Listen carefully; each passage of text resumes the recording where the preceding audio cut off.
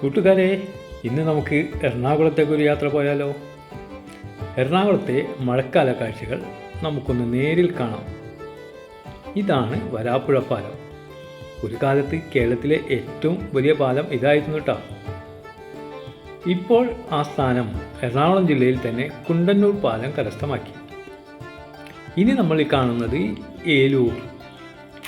കേരളത്തിൻ്റെ വ്യവസായ തലസ്ഥാനത്തിന് പേര് നേടിക്കൊടുക്കുന്നതിൽ പ്രധാന പങ്ക് വഹിച്ച ഒരു സ്ഥലമാണ് ഏലൂർ.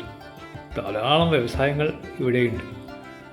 ഈ വ്യവസായങ്ങളെക്കുറിച്ച് നമുക്ക് മറ്റൊരു വീഡിയോ ചെയ്യാം. ലുലു മാൾ നിങ്ങൾ കണ്ടിട്ടുണ്ടോ?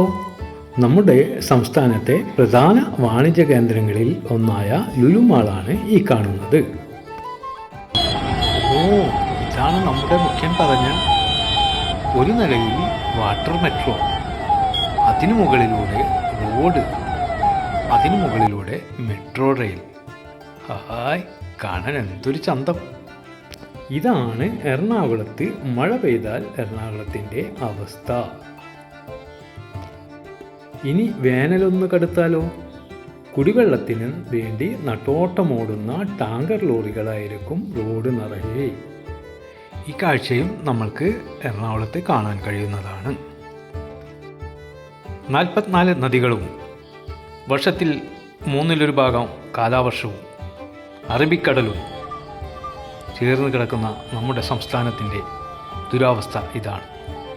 ഇതിന് ഉത്തരവാദികൾ ആര്? നമ്മൾ തേടേണ്ടിയിരിക്കുന്നു, കണ്ടെത്തേണ്ടിയിരിക്കുന്നു. കാലാകാലങ്ങളിൽ നമ്മൾ തിരഞ്ഞെടുത്ത് വിടുന്ന ഭരണാധികാരികളോ അവരെ ഉപദേശിക്കുന്ന ഉദ്യോഗസ്ഥ വൃത്തമോ അതോ പൊതുജനമോ? ഞങ്ങൾ ഉത്തരം തേടുകയാണ്. കേരളത്തിലെ പൊതുജനങ്ങളോ? മാറ്റം അനിവാര്യമാണ്. മാറേണ്ടത് നമ്മളാണ്.